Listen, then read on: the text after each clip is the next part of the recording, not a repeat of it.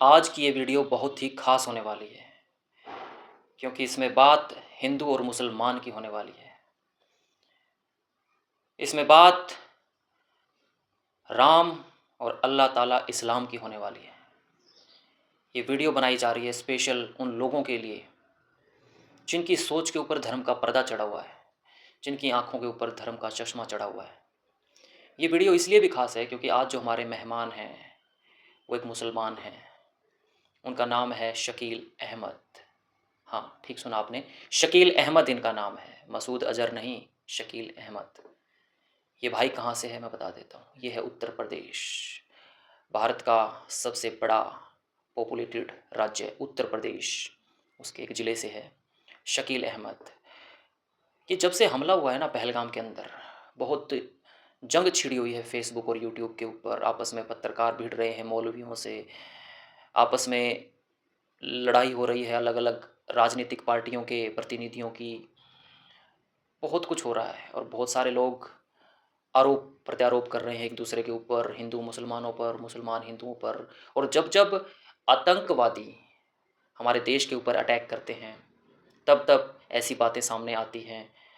भारत देश बहुत बड़ा देश है, सबसे बड़ा लोकतांत्रिक देश है।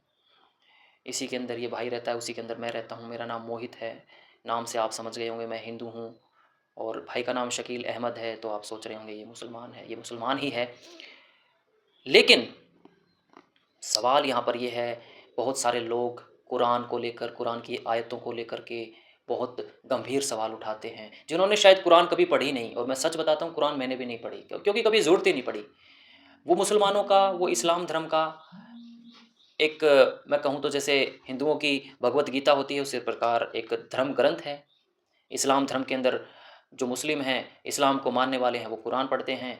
जो हिंदू हैं, जो हिंदुत्व को पढ़ने वाले हैं, वो भगवत गीता पढ़ते हैं। जो अंग्रेज़ हैं, जो क्रिश्चियन हैं, वो बाइबल पढ़ते हैं।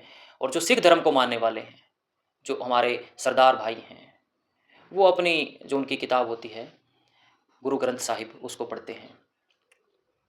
शकील भाई हैं, यंग हैं, अनमैरिड हैं, शादी अभी इनकी नहीं हुई है, अपना यहाँ काम करते हैं हिसार में रह करके। शकील भाई कैसे हैं आप? जी, सबसे पहले भैया आपको नमस्कार और सभी दर्शकों को नमस्कार, आदाब, सत श्री अकाल। मैं ठीक हूँ, आप ये कैसे? शकील हैं, हाँ जी। और इनसे मेरा संपर्क लगभग 4 साल पुराना है। हमारी जो है हमारा संपर्क इन चैनल के माध्यम से हुआ था। और इनसे मैं जितनी बार भी मिला हूँ, मैं एक भी कमी इस लड़के में नहीं निकाल सकता। इसका बात करने की तहज़ीब हो, या इसकी चेहरे की मुस्कुराहट हो, या किसी की आवभगत करने की बात हो, बहुत सारी चीज़ें हैं। और अब मैं इसकी एजुकेशनल क्वालिफ़िकेशन पे तो नहीं जाऊँगा, लेकिन फिर भी क्योंकि एक बहुत ही साधारण परिवार से आता है, और पढ़ाई फिर भी पूछ लेता हूँ। प्लस 2 हो गई है ना आपकी? जी, प्लस 2 हो गई, उससे हाँ आगे जी। की पढ़ाई की है? उससे आगे ग्रेजुएशन की हुई है मैंने। की है हाँ आपने? जी। की है ग्रेजुएशन। और उत्तर प्रदेश के कौन से ज़िले से हैं आप? जिला शामली से हूँ मैं। जिला शामली, अपने हरियाणा के ही बिल्कुल नज़दीक लगता हाँ है। जी, वहाँ पे छोटा-सा गाँव पड़ता है मेरा कन्यान, वहाँ से हूँ मैं। वहाँ से जी। हैं। शामली ज़िले के पास है कन्याण, वहाँ के गाँव से हैं। और अब बात कर लेते हैं इस पहलगाम हमले के अंदर जो आतंकी थे, उन आतंकवादियों के ऊपर भारत सरकार ने कल देर रात 1:44 पर कार्रवाई करी, जिसका नाम दिया गया ऑपरेशन सिंदूर। और उसके अंदर आतंकियों के ठिकाने तबाह कर दिए गए, गोली बारूद के साथ मिसाइलें मारकर उनके आतंकियों के ठिकाने। अब पहले तो मैं सीधा सा, एक बिल्कुल सीधा स्पष्ट, क्या इनका कुरान, शकील भाई क्या आपका कुरान आतंकवाद सिखाता है?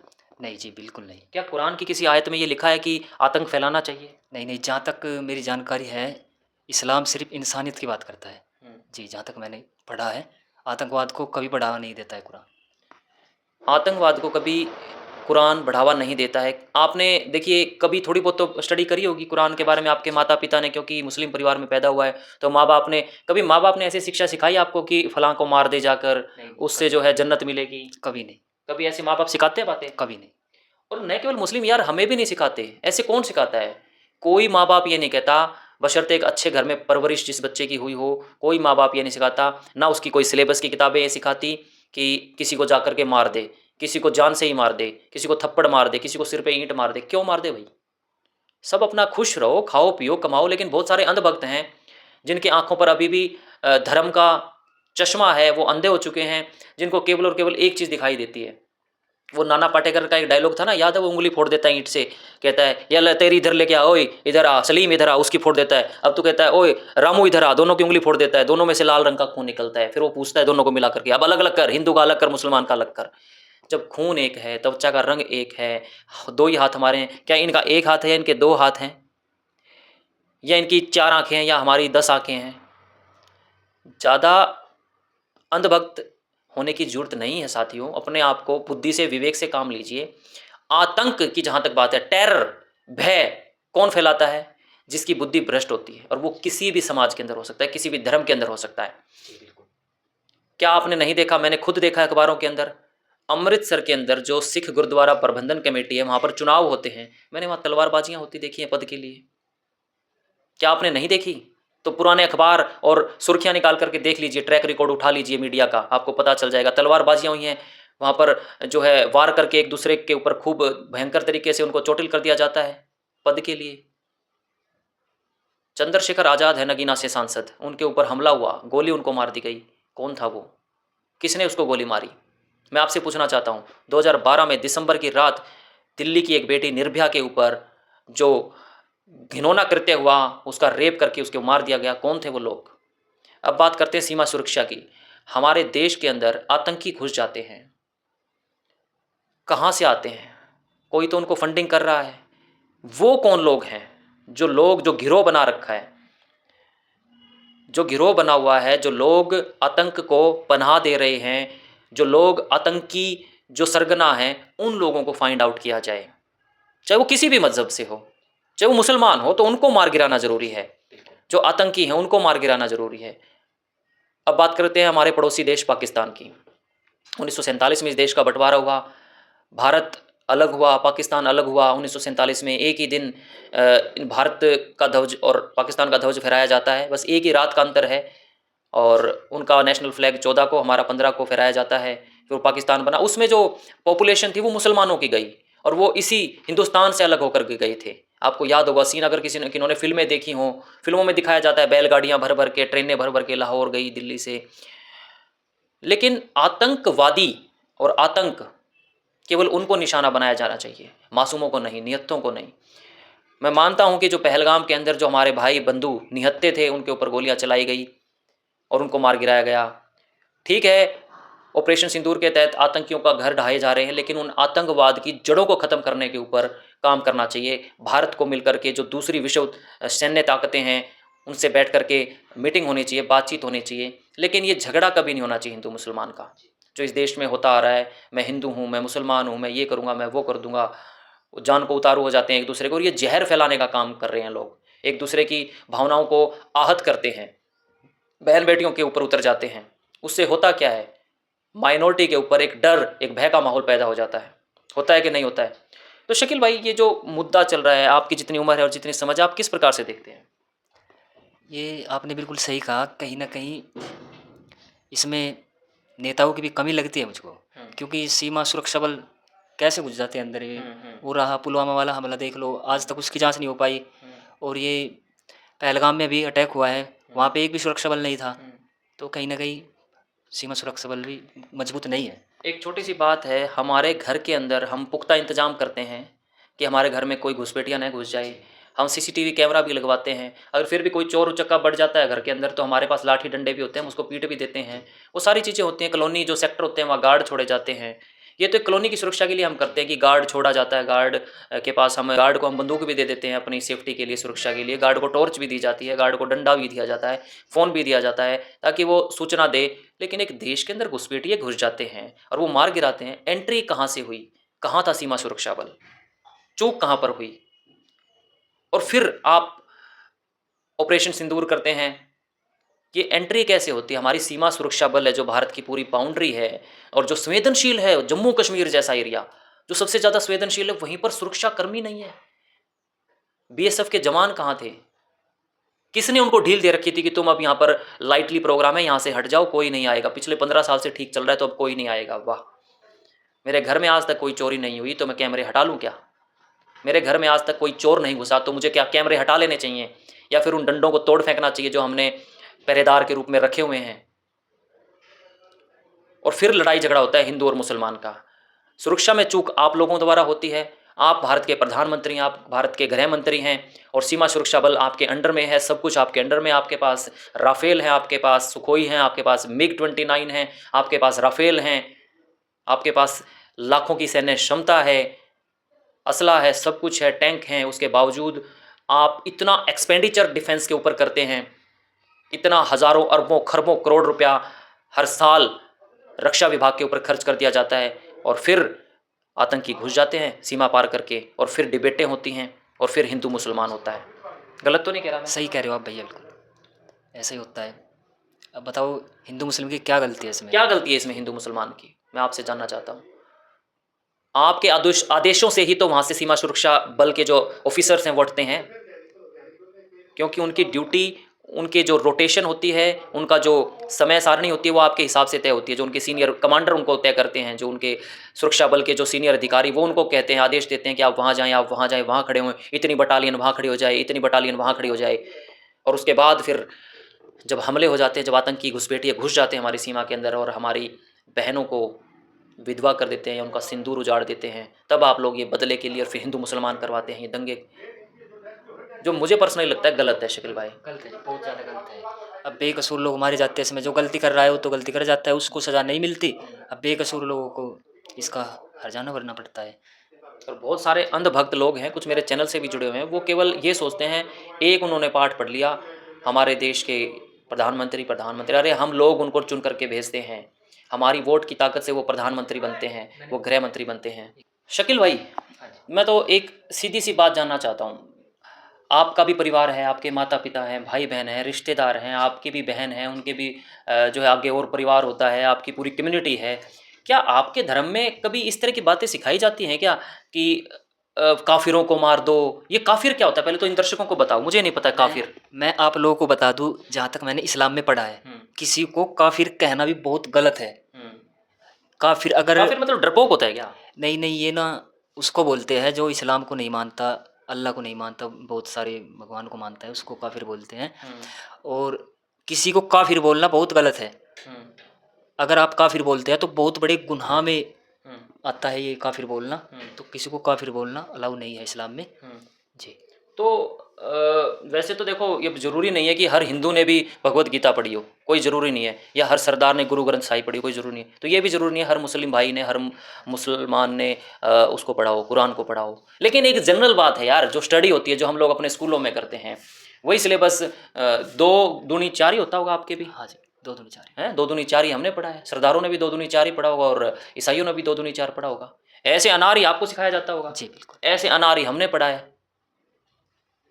फ़र्क कहाँ है? ये इसकी चमड़ी में फ़र्क है या किस चीज़ में फ़र्क है? बालों में फ़र्क है या किस चीज़ में फ़र्क है? ये नफ़रती भाषा और ये केवल और केवल हिंदू मुसलमान करके हमारे भीतर हमारे भाईचारे को ख़त्म करने का एक प्रयास है उन घटिया विचारधारा के लोगों द्वारा, या मैं कहूँ तो अंधभक्ति में जो डूबे हुए लोग हैं। यार आपको एक बात बताता हूँ, मैं मस्जिदों के अंदर भी गया हूँ, मैं गुरुद्वारे भी गया हूँ, मैं हिंदुओं के जो मंदिर हैं उनमें भी गया हूँ और साथ में मैं चर्च में भी गया हूँ। और एक नहीं, मैं बहुत बार गया हूँ। दिल्ली की मस्जिदों में मैं गया हूँ, राजस्थान की मस्जिदों में मैं गया हूँ, हिसार की मस्जिदों में मैं गया हूँ। जहाँ मैं जाता हूँ मैं गुरुद्वारा भी जाता हूँ। वहाँ की जो अंदर एक ओरा होता है, कहीं का भी कोई धर्म स्थान होता है, वहाँ पर एक अलग ही फ़िज़ा होती है, हवा होती है। और वहाँ के जो लोग होते हैं, चाहे हिंदुओं के मंदिर में चले जाओ या फिर मुसलमानों की मस्जिद में चले जाओ, ईसाइयों की चर्च में चले जाओ, गुरुद्वारा जो वहाँ पर होते हैं, निहंग बोलते हैं शायद उनको, जो वहाँ पर बैठे पाठी होते हैं, सब जगह उनका एक ही ये होता है, एक पैगाम देना, एक संदेश देना कि आप कभी किसी जीव को सताओ मत, किसी आत्मा को सताओ मत, अच्छे कर्म करो, झूठ मत बोलो, पाप मत करो। यही सिखाया जाता है, यही सिखाया जाता होगा जितने भी लोग वीडियो देख रहे हैं। लेकिन आप लोग अपना भाईचारा क्यों ख़राब करते हैं? अगर किसी एक धर्म के अंदर कोई टेरर फैला रहा है, और देखिए ये बात सच है कि जो जिसका दिमाग ख़राब हो जाता है ना, वो किसी भी जाति से हो सकता है, वो किसी भी धर्म संप्रदाय से हो सकता है। मान लो किसी को भूत सवार होगा कि मैंने तो उसकी जान लेनी है।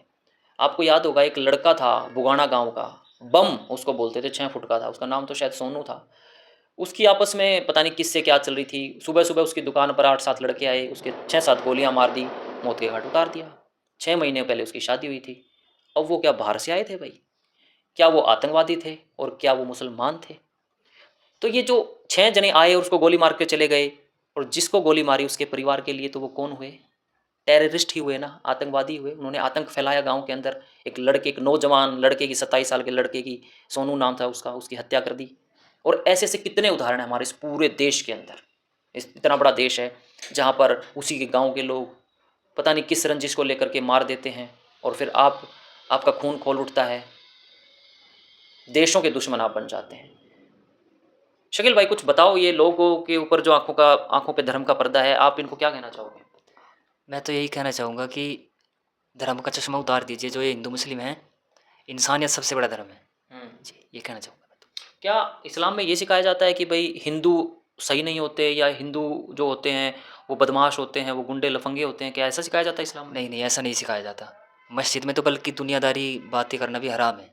जी, ये बिल्कुल गलत है, जो अफ़वाह चला रखी है कि मस्जिद में, मदरसों में ये पढ़ाया जाता है, बिल्कुल गलत है। मेन जी। जो उसका मोटिव क्या रहता है, जो कुरान के अंदर जो पूरा उसका सार की अगर बात करें, तो सार क्या कहता है उसका? कुरान का सार क्या कहता है? उसकी मोटी-मोटी बात क्या है, जो मेन बात ये सीखने लायक होती है, भई ये सार ये है इसका? मोटी-मोटी बातें यही होती है सर, अच्छे कर्म करो, माता-पिता की सेवा करो और अपने अल्लाह की इबादत करो। जी।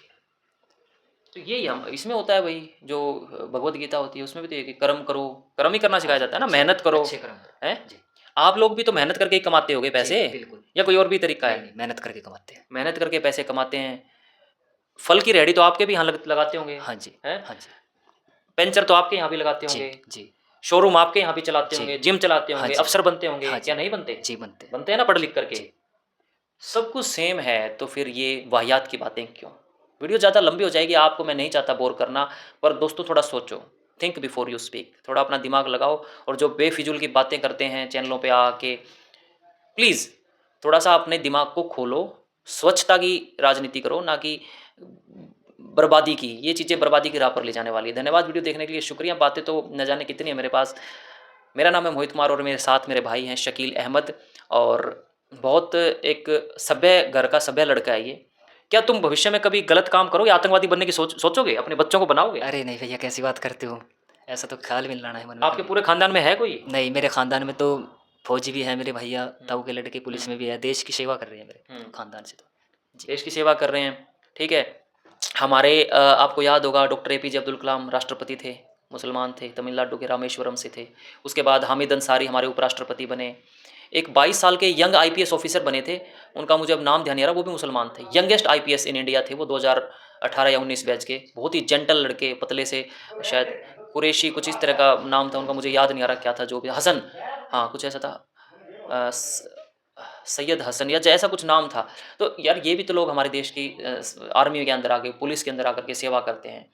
तो प्लीज़ आप डोंट स्प्रेड ऐसा कोई ज़हर, आप मत फैलाएँ। और कितने शायर हुए हैं यार अच्छे-अच्छे, निदा फ़ाज़ली और मुनव्वर राना, राहत इंदौरी हैं, और मशहूर शायर गालिब साहब, कितने अच्छे शायर हुए हैं मुसलमानों के अंदर, और कितने सिंगर हुए हैं। तो प्लीज़ आप ये जो बाउंड्रीज़ हैं, इनको आप इस तरह से ना देखें कि भई क्रिकेटर कितने अच्छे हुए हैं। आज मैं सोच रहा हूँ कि उनके ज़हन में क्या होगा, अज़रुद्दीन जो हमारे क्रिकेटर रहे हैं, या फिर ज़हीर, ज़हीर क्या नाम था अपने वो क्रिकेटर का? ज़हीर इकबाल था, या एक तो मोहम्मद कैफ़ भी हुए हैं, ज़हीर खान कितने अच्छे बॉलर, पेस बॉलर रहे हैं। इन्होंने देश के लिए खेले हैं, ये क्रिकेट खेले हैं अपने वतन के लिए। तो प्लीज़ आप समझें देश की भावनाओं को। इस भारत देश के अंदर बहुत सारे मुसलमान भी रहते हैं, उनके अंदर एक खौफ का माहौल जब बनता है इन दिनों में, जैसे ये ज़हर उगलते हैं मीडिया के ऊपर आकर के, ऐसा न करें, एक भाईचारे की मिसाल दें। और धन्यवाद वीडियो देखने के लिए, आप सभी का शुक्रिया।